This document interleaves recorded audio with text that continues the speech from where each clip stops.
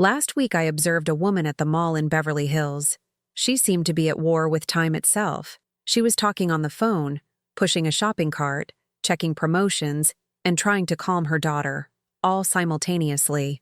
When she finally stopped to pay, her hands were trembling, and it was not from cold. It was from a rush that led nowhere. Have you ever found yourself in this situation? When life becomes a competition against the clock that we can never win. If you recognize this scenario, please subscribe to the channel, activate the notification bell, and give me that loving like. Because today, we will discuss the 10 excesses that might be stealing your serenity and how minimalism can bring charm back to your life. 1. The emotional accumulation of objects. Minimalism is a tool that can help all those who are willing to get rid of excesses in favor of focusing on what is important. About 28% of young Americans show symptoms of behavioral dependency, including the compulsion to accumulate objects. Compulsive accumulation has become so common that it has become a recognized disorder. CAD, compulsive accumulation disorder. I remember a client who kept 47 mugs because they were all special. When we entered her closet, we found clothes with tags from 5 years ago. She was afraid to use the good pieces and ended up always wearing the same 3 faded outfits. But how can something be special when it shares space with other 46 specialties? How can clothing be good if it is never worn? Accumulation is a socially accepted addiction. We keep objects as if they were memories, but actually we are keeping emotional weight. Diogenes syndrome, the name given to compulsive accumulation, reveals that people create sentimental relationships with unnecessary objects, having great difficulty letting go. When you own only 5 carefully chosen porcelain mugs, each one you use becomes a moment of conscious pleasure. When you have 3 coats that you love, instead of 15 that you barely remember you own, getting dressed becomes an act of self-love. Apply the ritual of 5 objects. In each environment, keep only 5 items that carry utility, beauty, or personal history. The rest is just visual noise. As the saying goes, when you have too much, you have nothing. 2. Relationships by obligation. There are 7 billion people on the planet, so you do not need to spend time with people who do not add value to your life. After my separation in 2008, I learned that quality surpasses quantity. Also in relationships, you do not need to maintain toxic friendships out of nostalgia.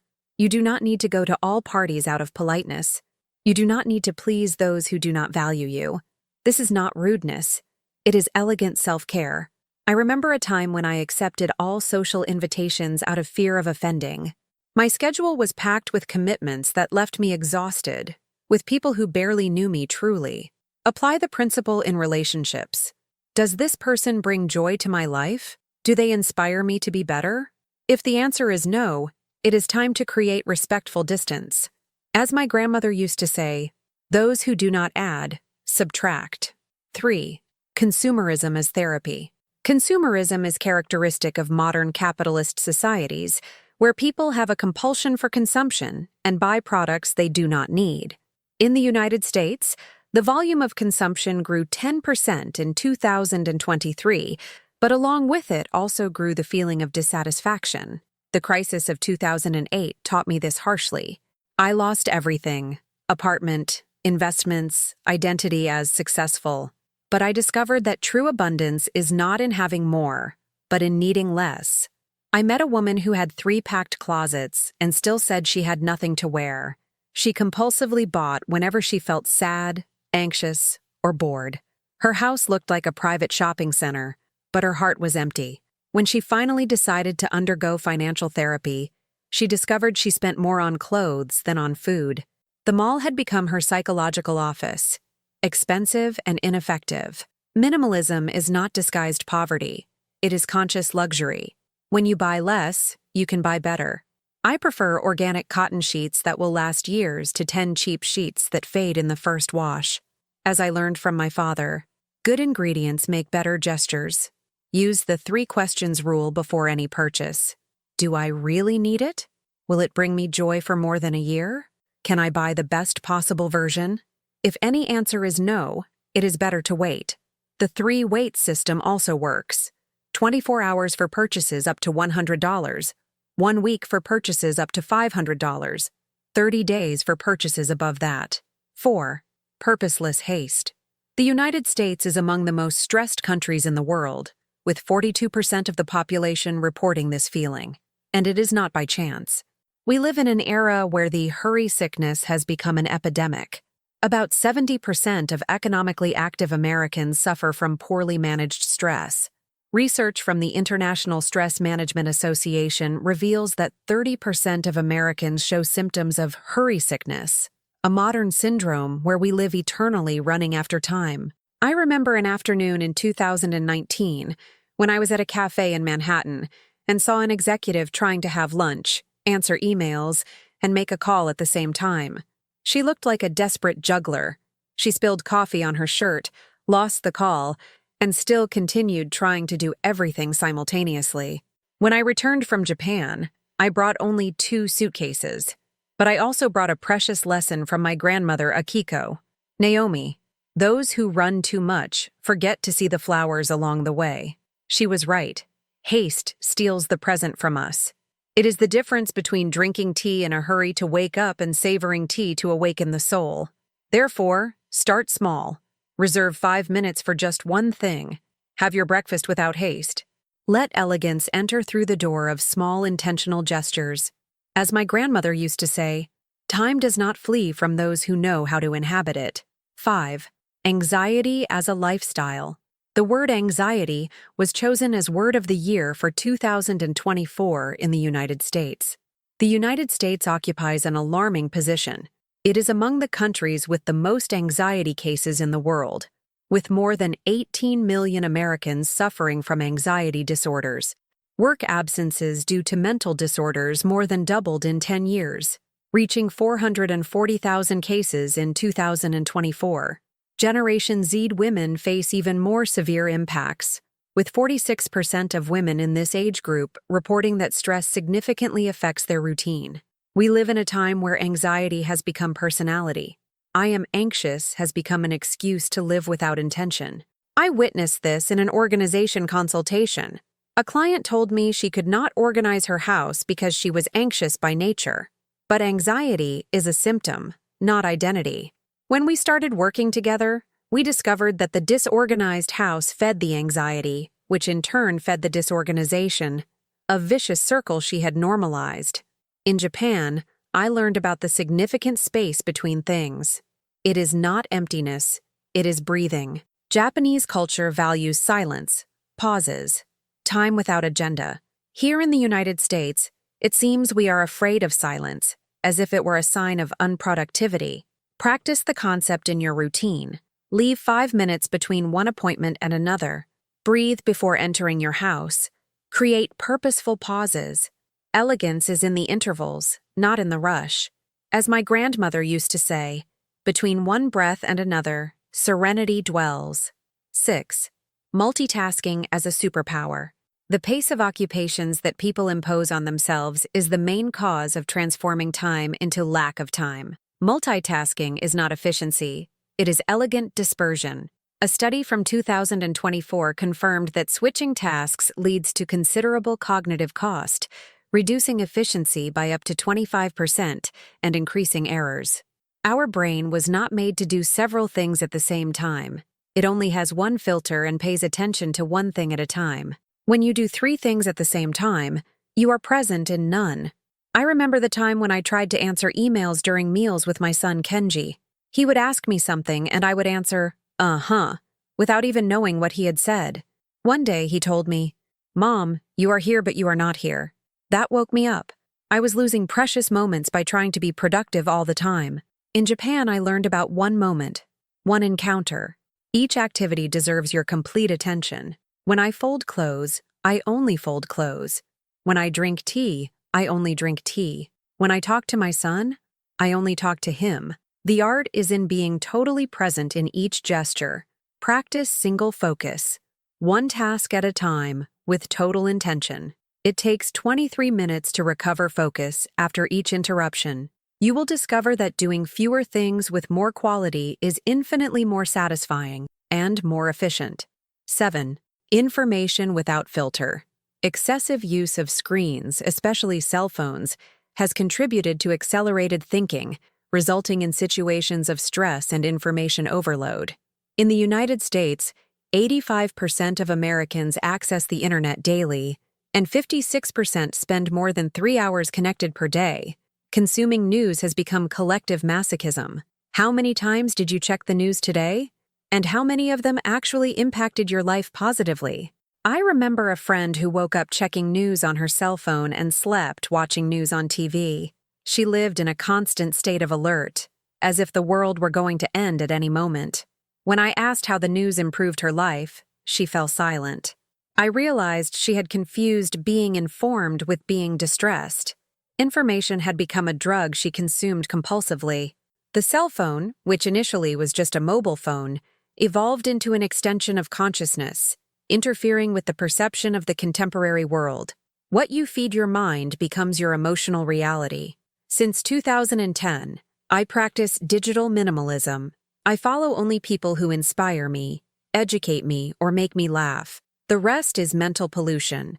Establish schedules to consume information. 15 minutes in the morning, 15 minutes in the afternoon, nothing more.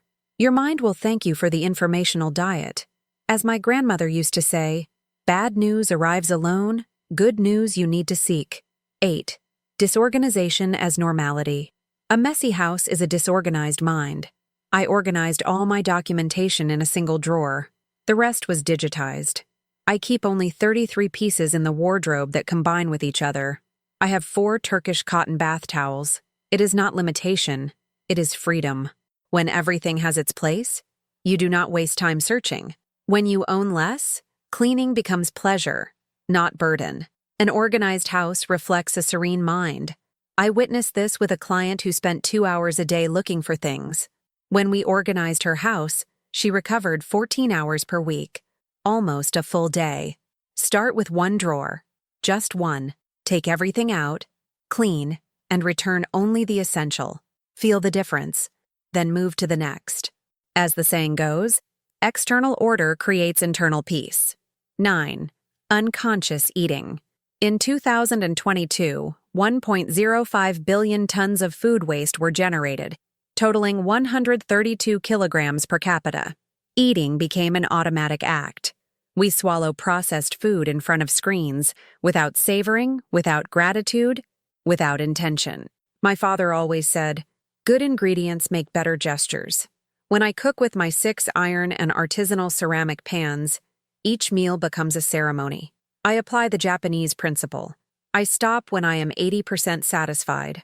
Try having 1 meal a day in total silence. Feel the flavors, textures, gratitude. Transform eating into an act of self-love. As my grandmother used to say, those who eat in haste digest in haste. 10. The search for external approval. People put their lives on social media expecting likes. They need all the time for others to confirm they exist. I am liked, therefore I exist, has become a life philosophy. Americans spend an average of 3 hours and 42 minutes daily on social media, significantly exceeding the global average of 2 hours and 27 minutes. This excessive time has a direct relationship with increased anxiety. Americans who spend more time on social media are exactly those who most report anxiety symptoms. The constant search for rewards on social media, driven by dopamine release, leads to compulsive use and harmful dependency. Social media is designed to offer quick gratification, like a slot machine in your pocket. Each like, each comment, each share releases a dose of dopamine that addicts. Have you noticed how your self-esteem fluctuates according to the number of likes you receive? I know an influencer who reached the point of not being able to eat without first photographing the plate. She lived life through screens, always waiting for validation. When she tried to spend a day without social media, she had an anxiety attack. She realized she had outsourced her self-esteem to strangers on the internet. But external validation is an addiction without cure. The more you seek, the more you need. True elegance does not scream. It does not need an audience. It does not depend on approval. When you cultivate genuine self-esteem, others' opinions become just that, opinions. Practice a week without posting on social media. live experiences without documenting them. Feel what it is like to exist without needing to prove you exist. Use digital minimalism. Follow only people who inspire, educate, or make you laugh. The rest is mental pollution. These 10 excesses are symptoms of a society that confused speed with progress, quantity with quality, occupation with purpose. Excessive consumption is literally killing us. According to the UN, humanity needs urgent intervention. Since 1970, the use of natural resources grew from 30 to 106 billion tons, causing dramatic environmental impacts. We live in an era where having became more important than being, where likes are worth more than tears, where haste is confused with progress, where accumulation is seen as abundance. But real abundance is having exactly what you need, when you need it, with gratitude. Each of these excesses steals something precious: our peace, our presence, our ability to appreciate the simple. When you remove an excess, you are not losing something. You are gaining space for what really matters. Minimalism is not about having less. It is about choosing better. It is about creating space for what really matters. It is about living with intention, not with haste. It is about finding elegance in simplicity. It is about discovering that life was always there, waiting for you to stop to see it. I remember a phrase I read on the wall of a temple in Kyoto. Happiness is not in having much, but in needing little. Perhaps this is the most silent and powerful revolution we can make. Stop adding and start subtracting. Stop accumulating and start healing. As my grandmother used to say, the most beautiful flowers grow where there is less noise. When you remove the excesses, you discover that life was always there, waiting for you to stop to see it. If this video resonated with you, if you desire to cultivate a life with more lightness, sophistication, and intention, subscribe to the channel and leave that loving like. This way, you help me continue sharing about minimalism, elegance, and good living in an accessible, serene, and inspiring way. And tell me here in the comments, less is more. Do you agree with this philosophy? Which of these excesses caught your attention most? Let us talk about this.